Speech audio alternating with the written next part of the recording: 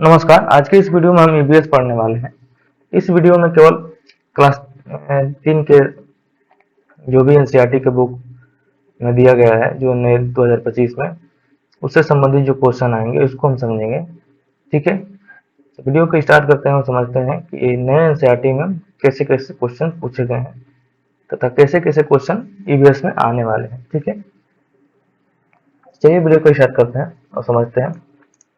ठीक है, तो इसमें जो पहला चैप्टर आता है परिवार और मित्र। परिवार और मित्र क्या होता है इसको हम समझते हैं। ठीक है, तो परिवार एक ऐसा समूह के लिए प्रयोग होता है जिसमें माता पिता बच्चे आदि शामिल होते हैं। यानी कि परिवार हम किसे कहते हैं जिसमें माता पिता बच्चे आदि शामिल होते हैं, उसको हम परिवार कहते हैं। ठीक है, अब परिवार भी दो प्रकार के होते हैं, एक एकल परिवार और एक संयुक्त परिवार। एकल परिवार क्या होता है कि जिसमें केवल माता पिता और बच्चे होते हैं, वो एकल परिवार कहते हैं। ठीक है, और संयुक्त परिवार क्या होता है जिसमें माता पिता बच्चे दादा दादी चाचा चाची आदि सब शामिल होते हैं, उसमें हम संयुक्त परिवार कहते हैं। ठीक है, तो ये परिवार के बारे में हम लोग समझ गए। इसके बाद मित्र।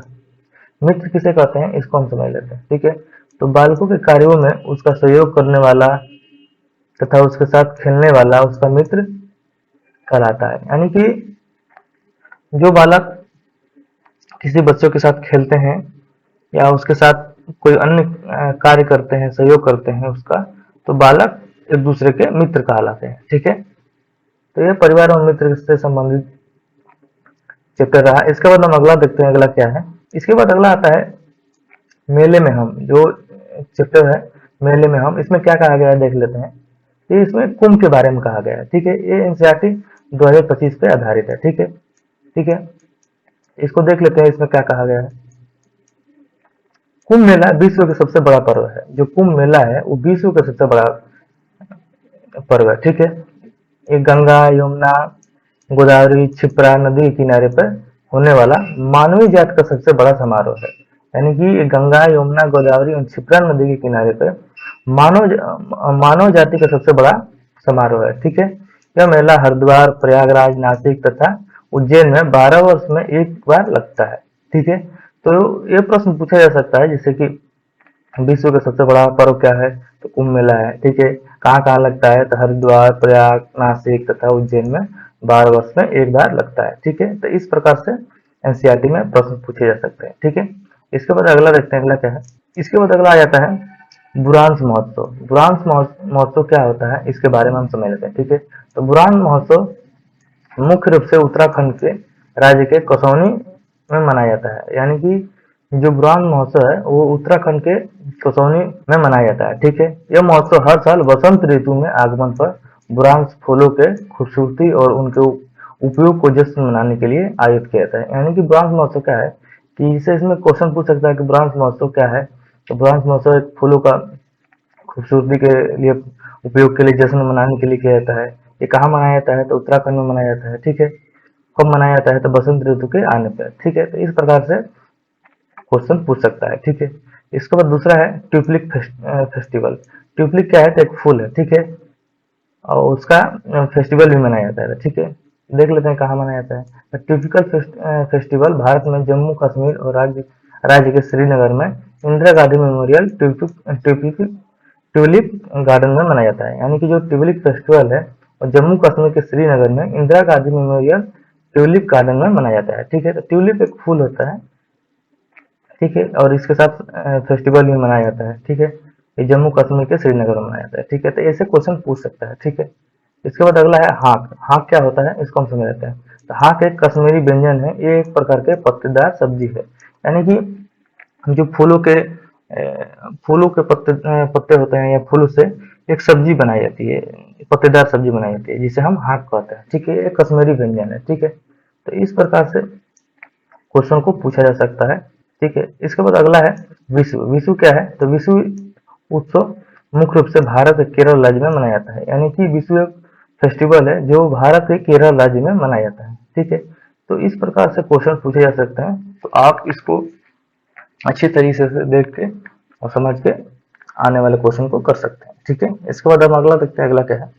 इसके बाद अगला एक चैप्टर आता है, उसमें त्योहार मनाएं एक साथ। ठीक है, तो उसमें क्या कहा गया है देख लेते हैं। उसमें कहा गया है कि विश्व के सबसे विशाल पर्वत भारत की उत्तरी क्षेत्र में स्थित है। यानी कि जो विश्व का सबसे विशाल पर्वतमाला है वो भारत के उत्तरी क्षेत्र में स्थित है, जिसे हम हिमालय कहते हैं, ठीक है, अर्थात बर्फ का घर, ठीक है। विश्व की सबसे ऊंची पर्वत चोटी माउंट एवरेस्ट हिमालय में स्थित है, ठीक है। यह हमारे पड़ोसी देश नेपाल में है, ठीक है। 8,848 मीटर ऊंची है, ठीक है। तो इसमें देख सकते हैं कि हिमालय के बारे में कहा गया है, ठीक है। वो जो माउंट एवरेस्ट कहलाता है उसी पर्वत चोटी है, ठीक है। विश्व की सबसे ऊंची पर्वत चोटी माउंट एवरेस्ट, ठीक, जो नेपाल में स्थित है, ठीक है। और जो इसकी ऊंचाई दी गई है 8,848 मीटर ऊंची, इसको आप पॉइंट कर लेंगे, ठीक है, क्योंकि जब क्वेश्चन पूछेगा तो पूछ सकता है कि उसकी ऊंचाई कितनी है, तो आप 8,848 मीटर ही लगाएंगे, ठीक है। इसके बाद अगला देखते हैं, अगला क्या है। इसके बाद अगला है 56 भोग, यानी कि एनसीईआरटी में दिया गया है कि 56 भोग क्या होता है। तो 56 भोग एक विशेष प्रकार का भोजन है, यानी कि जो 56 भोग है एक विशेष प्रकार का भोजन, ठीक है। इसे विशेष त्योहार एवं शुभ अवसरों पर परिवार के सदस्यों, रिश्तेदारों, मित्रों, अतिथियों के आवाभगत के लिए बनाया जाता है। त्योहार आते हैं या परिवार के सदस्य, रिश्तेदार, मित्र, अतिथि आते हैं, तो उनके आवाभगत में बनाया जाता है 56 भोग, ठीक है। ये 56 प्रकार के व्यंजन होते हैं, यानी कि इसमें 56 प्रकार के व्यंजन होते हैं, खाने वाली वस्तुएं होती है, ठीक है। तथा भोजन के लिए 6 रसों का मिश्रण होता है, यानी कि इसमें 6 रसों का मिश्रण होता है। वो रसें क्या होते हैं इसको देख लेते हैं, ठीक है। तो इसमें जो 6 रसें हैं, मीठा होता है, तीखा होता है, कसैला होता है, खट्टा होता है, नमकीन होता है और कड़वाहट होता है, ठीक है। तो ये 6 रसों का मिश्रण है, ठीक है। तो इस प्रकार से इसमें से भी क्वेश्चन पूछ सकते हैं 56 प्रकार के 56 भोग क्या है, 56 प्रकार के एक व्यंजन है, ठीक है। इसमें कितने रसों का मिश्रण होता है, 6 रसों का मिश्रण होता है। इस प्रकार से क्वेश्चन पूछे जा सकते हैं, ठीक है। इसके बाद अगला इसमें आता है, अगला जो इसमें तीसरे कक्षा के जो बुक है उसमें स्वस्थ रहो प्रसन्न रहो जो चैप्टर दिया गया है उसमें दातुन के बारे में बताया गया है। देखिए अब क्या बताया गया है इसको हम देख लेते हैं। जो दांतों को ब्रश करने का यह आधुनिक तरीका दांत साफ करने के पुराने भारतीय तरीके से विकसित हुआ है, यानी कि जो दांत हम साफ करते हैं वो पुराने तरीके से ही भारत के जो नए जो ब्रश हुए हैं उससे ही विकसित हुए हैं, ठीक है। जिसमें दांतों के साफ करने के लिए नीम, बबूल, करंज जैसे पेड़ों को टहनी को दातुन बनाकर उपयोग किया जाता है। यानी कि पहले क्या होता था कि जो नीम, बबूल और करंज जैसे पेड़ होते हैं उनके टहनियों को तोड़ के दातुन उससे किया जाता है, ठीक है। उसी के अनुसार धीरे धीरे ब्रश का रूप धारण कर लिया, जिसको आज इस समय जो व्यक्ति ब्रश का यूज करता है, ठीक है। इसके बाद अगला हम देखते हैं, अगला क्या है। इसके बाद अगला आता है जड़ी बूटी। जड़ी बूटी क्या होता है इसको हम देख लेते हैं। हो सकता है कि क्वेश्चन पूछे जा सकते कि जड़ी और बूटी में क्या अंतर होते हैं, आप इसको बताइए। उसमें भी क्वेश्चन में दे सकता है, तो आप उसको पढ़े रहेंगे तो बता सकते हैं, ठीक है। जड़ी किसे कहते हैं, अब जड़ी और बूटी किसे कहते हैं इसको समझ लेते हैं, ठीक है। जड़ी बूटी बहुत ही छोटे पौधे होते हैं, ठीक है। इनके तने बहुत ही मुलायम होते हैं और कभी भी लकड़ी जैसे सख्त नहीं बनते, ठीक है। घास भी जड़ी बूटी का एक प्रकार होता है, यानी कि जो जड़ी बूटी होते हैं वो छोटे पौधे होते हैं, ठीक है। और इनके तने मुलायम होते हैं, ठीक है। इसमें पूछा जा सकता है, क्वेश्चन पूछ सकता है कि जड़ी बूटी की तने मुलायम होती है या कठोर होती है, तो आप मुलायम बता सकते हैं, ठीक है। और ये लकड़ी जैसे सख्त नहीं होती है, ठीक है। एक घास भी एक जड़ी बूटी का एक प्रकार है, ठीक है। जैसे हम जड़ी बूटी में पुदीना हुआ, टमाटर हुआ, धनिया हुआ, सरसों हुआ, ये जड़ी बूटी के रूप हो सकते हैं, ठीक है, रूप है। इसके बाद जंगली घास हम देख सकते हैं जो खाते हैं, रागी हुआ, राई हुआ, ये जंगली घास के रूप में हम जान सकते हैं उसको, ठीक है। तो ये जड़ी बूटी के अंतर है। और जड़ी बूटी पूछा जा सकता है तो हम बता सकते हैं कि जड़ी बूटी के जो पौधे होते हैं छोटे होते हैं, मुलायम होते हैं और लकड़ी से सख्त नहीं होते हैं, ठीक है। ठीक है, इसके बाद अगला देखते हैं, अगला क्या है। अगला है बेले। बेले क्या होते हैं और लताएं क्या होती है इसके बारे में हम समझते हैं, ठीक है। तो बेले के भी तने पतले और लचीले होते हैं, यानी कि जो बेले होते हैं उनके भी पतले तने होते हैं और लचीले होते हैं, ठीक है। बेले धरती पर ही बढ़ती रहती है, यानी बेल किसे कहते हैं। जैसे आप तरबूजे देखे होंगे, तरबूजे को आप अगर जमीन पे लगाते हैं तो उसकी जो तनाएं होती हैं वो चारों तरफ फैल जाती हैं, ठीक है। और कद्दू भी होते हैं उसके तने चारों तरफ फैल जाती हैं, जिसे हम बेल कहते हैं, ठीक है। इसके उदाहरण है। लताएं किसे कहते हैं, तो लताएं के तने पतले और लचीले होते हैं, ठीक है। लताएं अन्य पौधे के सहारे लेकर ऊपर चढ़ती हैं, यानी कि अन्य पौधों को जो सहारा लेकर ऊपर चढ़ती हैं उसको हम लताएं कहते हैं। जैसे कुछ जैसे पौधे सहारा लेकर चढ़ते हैं उसे हम अपना भोजन भी लेते हैं, यानी कि कुछ सहारा लेकर ऊपर चलती है, ठीक है। कुछ जिस पौधे का सहारा लेकर चढ़ती है उसी से वो अपना भोजन बनाती है, यानी कि जिसके सहारे लताएं चढ़ती हैं भोजन भी उसके सहारे ही बनाने लगती। तो लताएं किसे कहते हैं, जैसे मनी प्लांट हुआ, चमेली हुआ, लौकी हुआ, ये लताएं होती है। आप देखेंगे कि जब लौकी को लगाया जाता है तो वो किसी लकड़ी या किसी पेड़ के सहारे वो ऊपर चढ़ती जाती है, ठीक है। तो उसको हम लताएं कहते हैं, ठीक है। जैसे मनी प्लांट हुआ, तो ये लताएं के प्रकार है, ठीक है। तो आप लोगों ने लता और बेल के बारे में समझ लिया कि लताएं किसे कहते हैं और बेल किसे कहते हैं। लताएं जो किसी के सहारे चढ़ के ऊपर जाती हो उसको हम लताएं कहते हैं। बेल क्या होता है कि वो नीचे जमीन पर ही फैलती है चारों तरफ, उसको हम बेल कहते हैं। जैसे इसका उदाहरण कद्दू और तरबूज हुआ, ठीक है। इसके बाद अगला देखते हैं, अगला क्या है। अगला इसमें आता है जो चैप्टर आता है निर्भरता एक दूसरे पे। तो उसमें क्या दिया गया है जिसको देख लेते हैं। उसमें गिलहरी के बारे में दिया गया है, इसके बाद उसको समझ लेते हैं क्या कहा गया है। हजारों ऐसे पेड़ हैं जो अनजाने ही गिलहरियों के द्वारा लगाए गए हैं, यानी कि हजारों ऐसे पेड़ हैं जो अनजाने गिलहरियों के द्वारा लगाए गए हैं। कैसे लगाए गए हैं देख लेते हैं। दरअसल गिलहरियां अपने भोजन के लिए बीज एवं मेव आदि जमीन में दबा कर रखती हैं, बाद में वो भूल जाती हैं कि उन्हें कहाँ छिपा कर रखी थी, ठीक है। इस तरह बहुत से पशु पक्षी और पेड़ पौधे विभिन्न तरीके से प्रकृति में सामंजस्य बनाकर रखते हैं, यानी इसमें निर्भरता एक दूसरे पर। इसका कहने का मतलब क्या है कि हर जो प्राकृतिक में चीज बनी हुई है एक दूसरे पर डिपेंड है, ठीक है।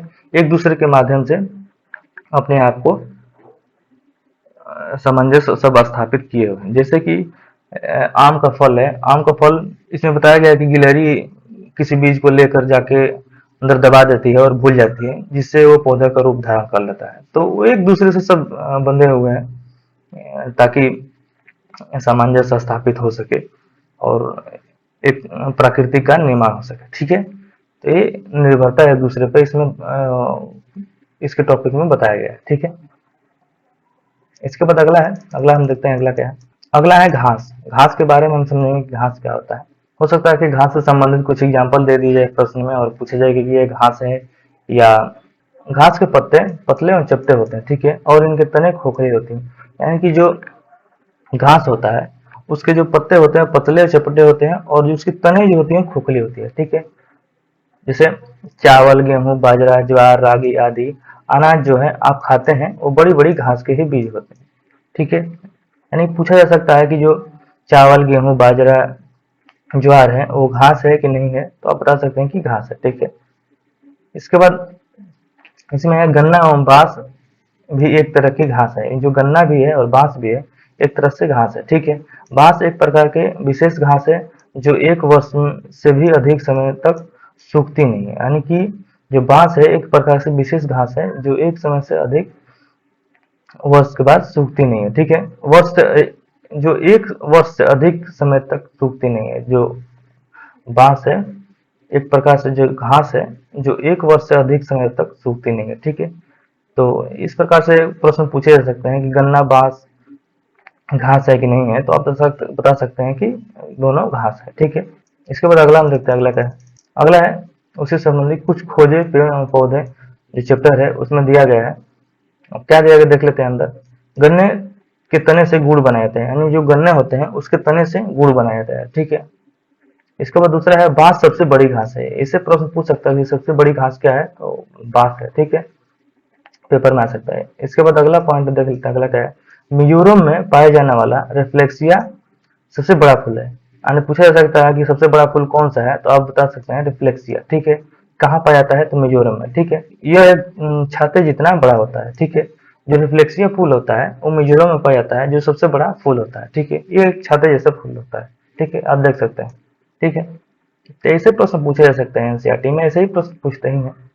आप लोग जब पढ़ेंगे उसको जानेंगे तो समझ में आ पाएगा कि हाँ ये एनसीईआरटी के इस चैप्टर से जुड़ा था, तो आप उससे क्वेश्चन कर सकते हैं। ठीक है, इसके बाद अगला हम देखते हैं, अगला क्या है। इसके बाद अगला आता है झाड़ियाँ। झाड़ियाँ हम किसे कहते हैं, इसको हम समझ लेते हैं, ताकि इसे से भी कोई उदाहरण दे के इनका पूछ सकता है कि झाड़ियाँ किसे कहते हैं, इसको मिलाइए, तो आप अच्छे तरीके से इसको कर सकते हैं। ठीक है, तो समझते हैं झाड़ियाँ क्या होते हैं। झाड़ियाँ मध्यम आकार के वे पौधे होते हैं जिनमें कई तने होते हैं।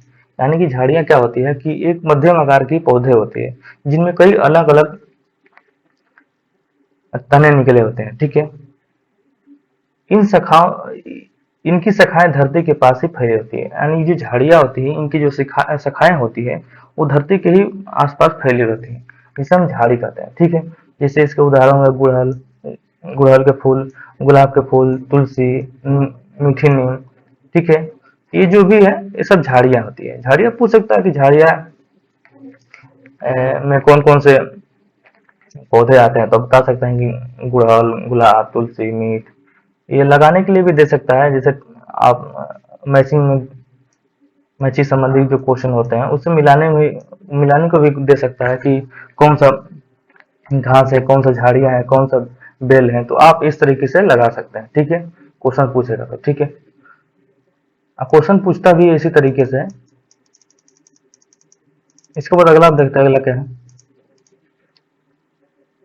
अगला है पारदर्शी। पारदर्शी किसे कहते हैं, इसको हम समझ लेते हैं। हम जिन वस्तुओं को आर पार देख सकते हैं उन्हें हम पारदर्शी कहते हैं। यानी कि जिसके जिसके माध्यम से हम वस्तुओं को आर पार देख सकते हैं उसको हम पारदर्शी कहते हैं। जैसे इसका एक उदाहरण हुआ चश्मा। ठीक है, जो व्हाइट चश्मा होता है उसको हम आर पार देख सकते हैं। ठीक है, इसके बाद अपारदर्शी। अपारदर्शी किसे कहते हैं, आप कांच के आर पार देख सकते हैं परंतु लकड़ी से जिन वस्तुओं को आर पार नहीं देख सकते हैं हम उसे पारदर्शी कहते हैं।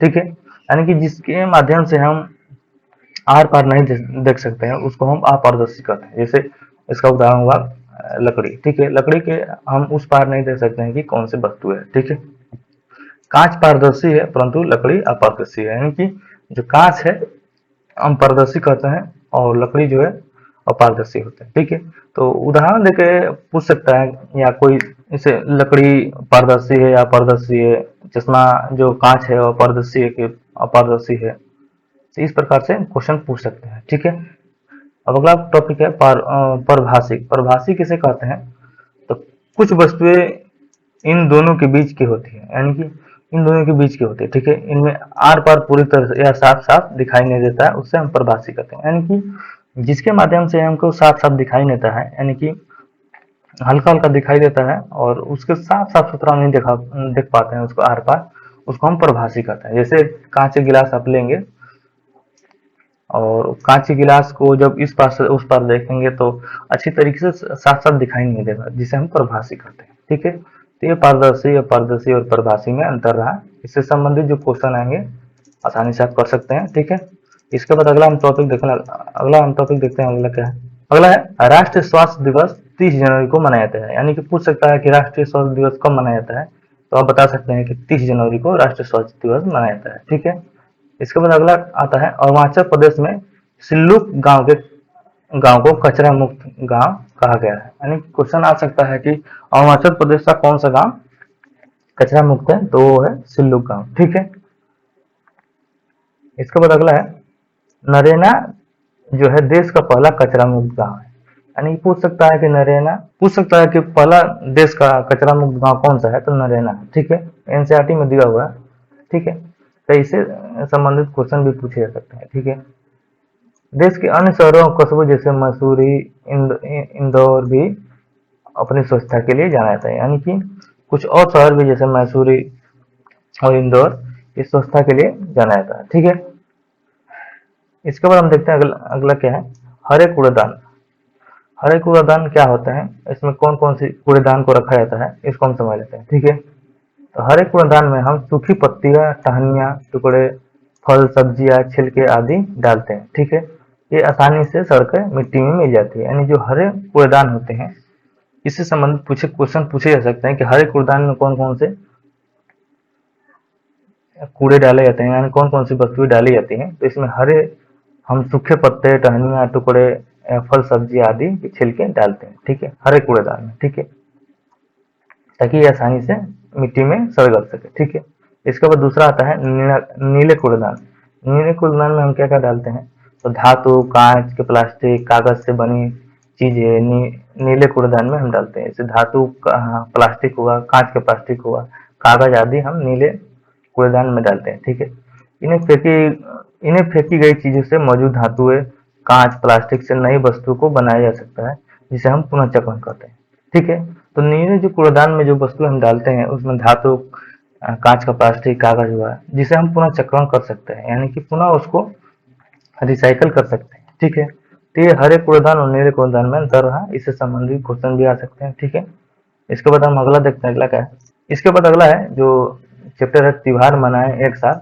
उसमें दिया गया है कि आप कैसे कैसे सड़क पे चलते हैं, तो किन किन चीजों का ध्यान रखना चाहिए और किन किन चीजों के बारे में जानकारी रखनी चाहिए, उससे संबंधित कुछ एनसीईआरटी में दिए गए हैं, उसको हम समझ लेते हैं। ठीक है, जैसे इस चिन्ह का प्रयोग हम किस रूप में करते हैं, तो उसको हम समझ लेते हैं। ठीक है, तो इसका प्रयोग हम गति अवरोधक के रूप में करते हैं। ठीक है, इसको देख हम जान सकते हैं कि इसका क्या मतलब है। ठीक है, गति अवरोध का मतलब। ठीक है, इसके बाद हम दूसरा जो है, इसके माध्यम से हम समझ सकते हैं कि ये कहा गया है कि आगे विद्यालय है। ठीक है, इसको देख कर हम समझ सकते हैं कि आगे जो है विद्यालय है। ठीक है, जो तीसरा है, इसके माध्यम से इसमें बताया गया है कि यहाँ वाहन खड़ा नहीं करना है। ठीक है, इसके माध्यम से बताया गया है कि व्यक्ति काम पर है, यानी कि आगे कोई व्यक्ति काम पे है। ठीक है, इसके बाद पांचवा है कि कृपया हॉर्न ना बजाएं। ठीक है, और छठवा है यू टर्न करना, यानी कि आगे से मुड़ना है। ठीक है, तो ये मिलाने के लिए आपको दे सकता है ये,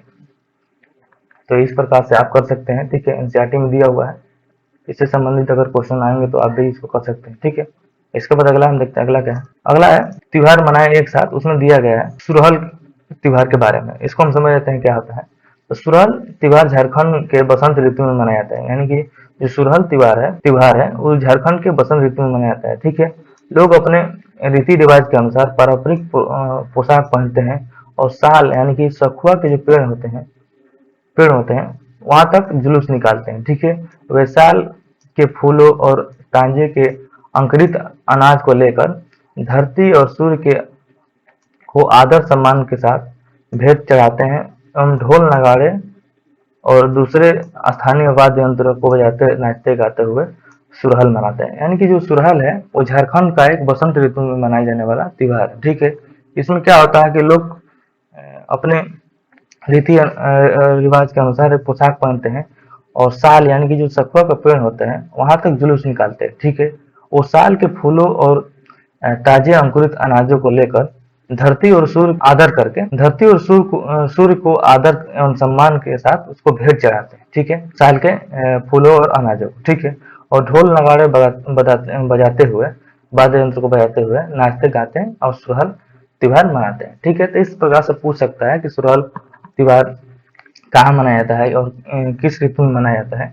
ठीक है, तो ये क्वेश्चन एनसीईआरटी से आ सकते हैं। ठीक है, इसके बाद अगला हम देखते हैं, अगला क्या है। इसी में अगला दिया गया है जो निर्भरता एक दूसरे पे, उसमें एक कहानी दी गई है, उस कहानी को हम देख लेते हैं, इससे संबंधित क्वेश्चन आ सकते हैं। ठीक है, ये कहानी क्या है, एक सच्ची कहानी। ठीक है, यह कहानी तमिलनाडु के वल्लभपराई नामक एक बहुत से छोटे से नगर की है। ठीक है, ये पूरे वर्ष वल्लभपराई से सभी स्कूल के बच्चे और शिक्षक नगर में आने वाले जो पक्षियों की तलाश करते हैं, यानी जो नगर में पक्षी आते हैं उसकी तलाश करते हैं। ठीक है, और उनके आंकड़े जुटाते हैं।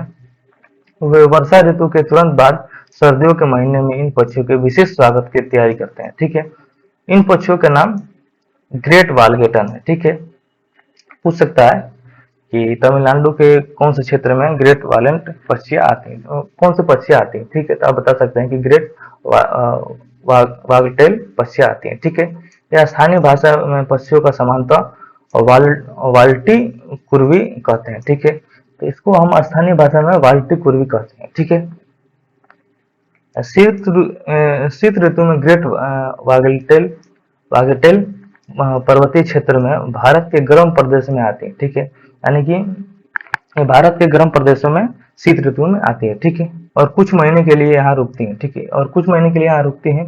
वल्लभपराई में जब पहले ग्रेट वागटेल पहुंचते हैं तो बच्चे एवं शिक्षक इन पक्षियों का स्वागत एवं बड़े बड़े पोस्टर लगाकर उनके आगमन उत्सव मनाते हैं, ठीक है, और एक दूसरे को मिठाई बांटते हैं। यानी कि इसमें कहा गया है कि तमिलनाडु में वल्लईपल्ली नाम के एक छोटा सा जो नगर है, उसमें कुछ पक्षियां बाहर से आती हैं, जिसको हम ग्रेट वालगेटन कहते हैं, ठीक है, और स्थानीय भाषा में बाल्टिक कुर्वी कहते हैं, जो भारत के गर्म प्रदेशों में आती हैं। और उनके आने के दौरान जो वहाँ के शिक्षा के अध्यापक होते हैं, बड़े बड़े उस पक्षी का पोस्टर लगाकर और इसका उत्सव मनाते हैं और एक दूसरे को मिठाई बांटते हैं, ठीक है। इसके बाद अगला है पेड़ पौधे पशु पक्षी है साथ में, ठीक है। ये चैप्टर है पेड़ पौधे पशु पक्षी साथ में। तो इसमें बताया गया है कि जो पेड़ पौधे हैं हर पशु पक्षी के लिए अलग अलग उपयोग में आ सकते हैं, ठीक है। जैसे ऊंट और बकरियां पौधे के पत्ते को खाते हैं, ठीक है। उसी तरह उल्लू जो है अन्य पक्षी जो बच्चे होते हैं वो पालन पोषण के लिए उसके कोटर का उपयोग करते हैं, यानी कि जो उसके अंदर खोखला बना होता है उसमें जो उल्लू या अन्य पक्षी होती है अपने बच्चों को या अंडे को पालने के लिए पालन पोषण के लिए उपयोग करते हैं, ठीक है। जैसे कुछ गिलेरिया या कौवे पेड़ पौधे के तने को जो उसके तने होती हैं उस पर अपना घोंसला बनाने के लिए उपयोग करते हैं, ठीक है। पेड़ पौधे पर बंदर जो उसके फलों को खाने पसंद करते हैं, ठीक है। जो सन बर्ड या तितली जो फूल होती है वो रसों को चूसती हैं, यानी जो सन बर्ड है या तितली है वो फूलों के रसों को चूसती हैं, ठीक है। दर्जन चिड़िया यानी कि जो पेड़ के पत्ते को सील कर अपना घोंसला बनाते हैं, यानी कि जो दर्जन चिड़िया है वो पेड़ के पत्ते को अपना सील कर घोंसला बनाती है। तो इस प्रकार क्वेश्चन पूछ सकता है कि सनबर्ड तितलियां रसों को चूसती हैं, दर्जन चिड़िया पेड़ों को सील कर घोंसला में बनाती हैं, ठीक है। तो इससे संबंधित क्वेश्चन आ सकते हैं। तो हम एनसीईआरटी में तीसरे क्लास को पढ़ रहे थे, इसके बाद हम अगला चौथा क्लास पढ़ेंगे। एनसीईआरटी के जो तीसरे क्लास में जो क्वेश्चन हम लोग पढ़े हैं इससे संबंधित क्वेश्चन आ सकते हैं, तो आप खोज सकते हैं आसानी से, ठीक है। इसके बाद हम चौथा क्लास को पढ़ेंगे, उससे संबंधित जो क्वेश्चन आने वाले हैं उसको हम डिस्कस करेंगे, ठीक है। तब तक के लिए धन्यवाद, नमस्कार।